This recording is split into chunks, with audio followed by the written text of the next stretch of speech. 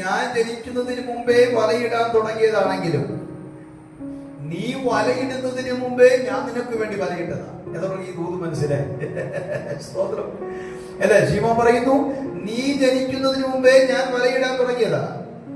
എന്നാൽ കർത്താവ് പറയുന്ന മറുപടി എന്തെന്നറിയാമോ? സ്തോത്രം, നീ വല ഇടുന്നതിന് മുമ്പേ ഞാൻ നിനക്ക് വേണ്ടി വലയിട്ടതാ. എന്തിനാണെന്നറിയാമോ? ആ വലയിൽ നീ ഒന്നാമതായി വീഴാൻ. ആ വലയിൽ നീ ഒന്നാമതായി വീഴാൻ കാരണം നിന്നെ കൊണ്ട് എനിക്ക് ആവശ്യമുണ്ടെന്നേ. നിന്നെ കൊണ്ടൊന്ന് ആവശ്യമുണ്ട്. നമുക്കറിയാം. ആമേൻ. ആരോനും വൈഫിനെ ഒക്കെ ഒന്ന് ശ്രദ്ധിച്ചേ, മക്കളൊന്ന് ശ്രദ്ധിച്ചേ. നിങ്ങൾ ഏതെങ്കിലും ഒരു കമ്പനിയിൽ ഒരു ജോലിയോടുള്ള ബന്ധത്തിൽ പോകുമ്പോൾ ആ കമ്പനിയുടെ MD ആദ്യം ചോദിക്കുന്ന ഒരു ചോദ്യമുണ്ട്. എന്താ?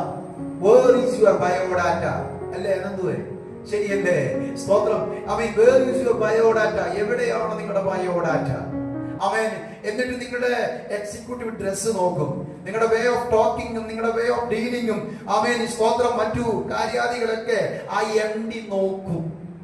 സ്തോത്രം.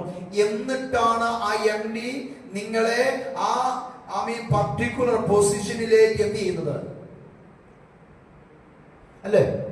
സ്തോത്രം. അപ്പോയിന്റ്മെന്റ് ചെയ്യുന്നത് എന്ന് പറഞ്ഞതിന്റെ അർത്ഥം ഒരു പർട്ടിക്കുലർ കമ്പനിയിലെ പർട്ടിക്കുലർ MD ഇന്നലകളിലെ അനുഭവ സമ്പത്ത് നോക്കിയിട്ടാണ് നിങ്ങളെ ഒരു പൊസിഷനിലേക്ക് ഇരുത്തുന്നതെങ്കിൽ നമ്മുടെ MD അങ്ങനെയല്ല. സ്തോത്രം. പറഞ്ഞു മനസ്സിലായോ? നമ്മുടെ യേശു കർത്താവ് അങ്ങനെയല്ല.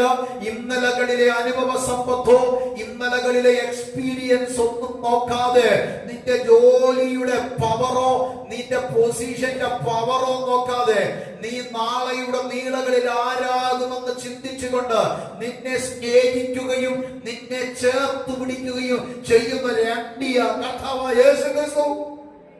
എത്രവർക്ക് മനസ്സിലാകുന്നത്?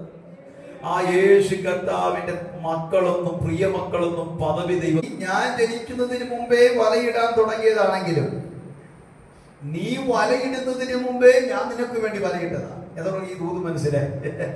സ്തോത്രം അല്ലെ? ശിമോൻ പറയുന്നു, നീ ജനിക്കുന്നതിന് മുമ്പേ ഞാൻ വലയിടാൻ തുടങ്ങിയതാ. എന്നാൽ കർത്താവ് പറയുന്ന മറുപടി എന്തെന്നറിയാമോ? സ്തോത്രം, നീ വല ഇടുന്നതിന് മുമ്പേ ഞാൻ നിനക്ക് വേണ്ടി വലയിട്ടതാ. എന്തിനാണെന്നറിയാമോ? ആ വലയിൽ നീ ഒന്നാമതായി വീഴാൻ. ആ വലയിൽ നീ ഒന്നാമതായി വീഴാൻ കാരണം നിന്നെ കൊണ്ട് എനിക്ക് ആവശ്യമുണ്ടെന്നേ. നിന്നെ കൊണ്ടൊന്ന് ആവശ്യമുണ്ട്. നമുക്കറിയാം. ആരോനും വൈഫിനെ ഒക്കെ ഒന്ന് ശ്രദ്ധിച്ചേ, മക്കളൊന്ന് ശ്രദ്ധിച്ചേ. നിങ്ങൾ ഏതെങ്കിലും ഒരു കമ്പനിയിൽ ഒരു ജോലിയോടുള്ള ബന്ധത്തിൽ പോകുമ്പോൾ